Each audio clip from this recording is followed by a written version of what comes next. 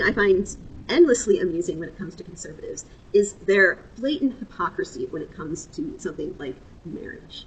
Now, conservatives claim that marriage is the foundation of society, but the thing is, they're not very good at it. I mean, think for a moment how many conservative figureheads that you know have a healthy, happy marriage, who are always going on about how awesome their spouse is and how they love doing little things to show how much they care and all the fun they have together. No, in fact, they can't talk about their spouse that way. If they did, they'd be seen as a beta, because caring about your spouse and wanting to make them happy, that's not what a real man does. A real man wants to exploit their spouse as much as possible and wield control over them and be very insecure about every aspect of their life, because apparently that is what it means to be an alpha man, is to blindly follow whatever is masculine to prove that you're a real man and bully anyone who violates these norms. And you are supposed to have lust for women, but you're really not supposed to like anything about them or be too close to them or have any emotions regarding them other than wanting to fuck them. And I mean, they're starting from a baseline that is very toxic. If you look at leftist leaders, and Noam Chomsky, who was married to his first wife for many decades until she died, and he got remarried, and right now his wife is taking care of him. And Richard Wolff is married to a brilliant Marxist feminist. I didn't even realize that she was his wife until I made this video. As well as Michael Parenti. Even Zizek is married, and I don't know much about his marriage, but he seems to be a very doting father.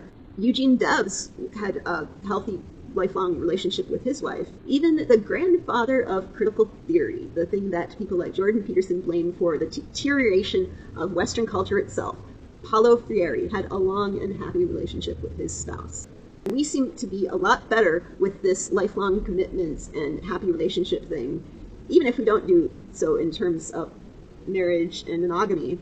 But when leftists do marry, it seems that we do it a lot better than the conservatives that make it the entire foundation of their philosophy. If they are so focused on marriage as the solution to everything, then you'd think they'd be a little better at it. They are scared of a society where women can choose who they are with. They want to go back to a time where women are forced to be with men just to be financially stable, because they know they're not going to choose men who exploit them, they're not going to choose men who disrespect them and need to feel superior to them. And that's the funny thing, is that even conservative women don't like conservative men, because they aren't the macho alpha men that they claim to be. They're deeply insecure, and they're basically children. They need women in their life because they're not able to do basic tasks. They don't just need a wife, they need a mother. And that's not what conservative women want. No one really wants that. There is kind of two ways of thought. There's the more religious and traditional way of thinking, and there's the one that's becoming more popular with the red pill, which is this kind of MGTOW rejection of romantic relationships. And really, you're just having sex not even for the pleasure of it, but because it's a biological drive, which enforces the idea that if you are not getting sex, that you are actually aggrieved, because it is something that you require to live. So if women are not providing this, it is almost like they're starving you, obviously. And all of these are backed up by a variety of very bad science, whereas I've created a long list of peer-reviewed independent studies that over many decades show that feminism is actually the key to a healthy, happy, long-lasting relationship, as well as a satisfying sex life. And when I say feminism, I mean gender equality, rejection of sexist gender roles, and generally having an equal partnership with someone, whereas conservatives obviously do not value these things, whether they are the religious conservatives that want a very traditional marriage, or they are the new brand of red pillars who are simply misogynists that ideally have sex with women, but that is in order to prove how they are superior to other men, and they like to paint relationships as something that is hierarchical and a competition and as dehumanizing, especially to women, as possible. And they love to enforce the double standards when it comes to men having lots of sex is ideal and is what men are supposed to do. And if you don't do this, you're not a real man. Whereas women should, first of all, not enjoy sex. And if they do, that's kind of, that's not really feminine. And, don't think about what that actually means for conservatives in the bedroom. There are a growing number of conservative men who believe that women enjoying sex is either evil or a feminist conspiracy, which it's not surprising to see that they are having more and more trouble finding partners. And of course, it's a self-perpetuating cycle, not just for the people who are grifting them with this bad advice, but for the alt-right pipeline in general. They're creating a generation of men that is increasingly more isolated, hopeless, spiteful, and these men make perfect cannon fodder for reactionary movements. And they are not about to blame the 1% or the people in power for the way things are. They're increasingly focused on this idea that if they could only find a woman that they are owed, or if feminism hadn't ruined women, they would have their perfect trad life, and all their emotional problems would thus be solved. Being detached from their community and being fed this neo-eugenicist rhetoric that dehumanizes women as an object of conquest and paints dating and romance as breeding, and sees their desire for sex as a natural biological urge like hunger, which stokes entitlement and instills a deep sense of victimhood, all while peppering them with constant reassurances that they are inadequate and giving them horrific advice on how to change this. It just keeps them more isolated, and it encourages them to do anything but seek therapy, and certainly doesn't encourage compassion or emotional vulnerability or introspection or any accountability for their actions that might actually lead them to form healthy relationships, and not just romantic relationships, but friendships too. It leads them to a very convenient scapegoat for the owning class, as long as they're blaming women and feminism, they are not looking at the rich and powerful who are actually to blame for their economic precarity. And I do have a lot of sympathy for the men who are feeling this alienation but have not yet turned their anger on women, because they have sacrificed their very souls to fit into this impossible mold of masculinity. They have every reason to be slighted for everything they gave up, but they're blaming the wrong people for their pain and feeding the flames that continue to burn away the best parts of themselves.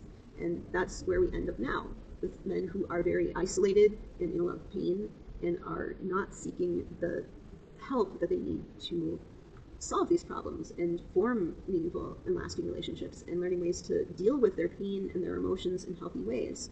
A comrade of mine recently went deep into the trenches and represented the Marxist stance for a question, and that question was, which system of political economy is most conducive to human freedom? And the conservative side, I would argue, didn't even address the question, and I'll post the link below.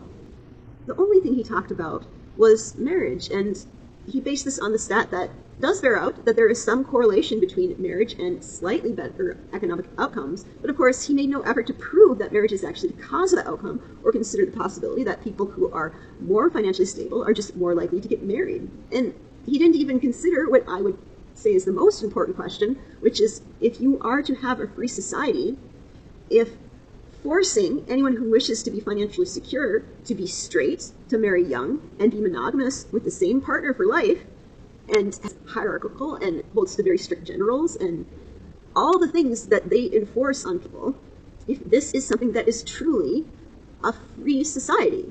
I personally struggle to find any other system that is more restrictive and invades our privacy and our personal decisions more than this particular one that dooms everybody to a 1950s style traditional marriage with someone of the opposite sex, whether they like it or not.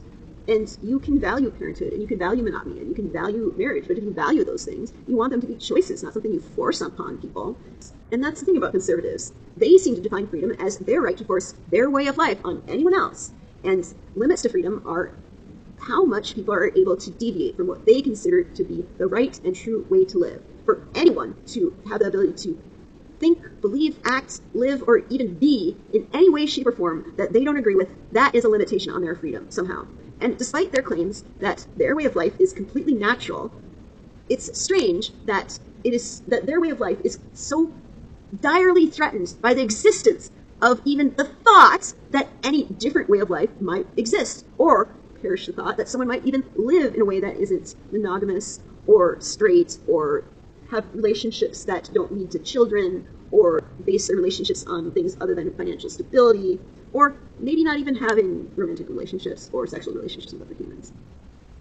And if their way of life is so natural, it seems strange to me that in order to achieve it, they need to threaten all of humanity with violence at every turn in order to conform, and that all of human history has to be rewritten in order to justify this natural order and pretend that things were always like this.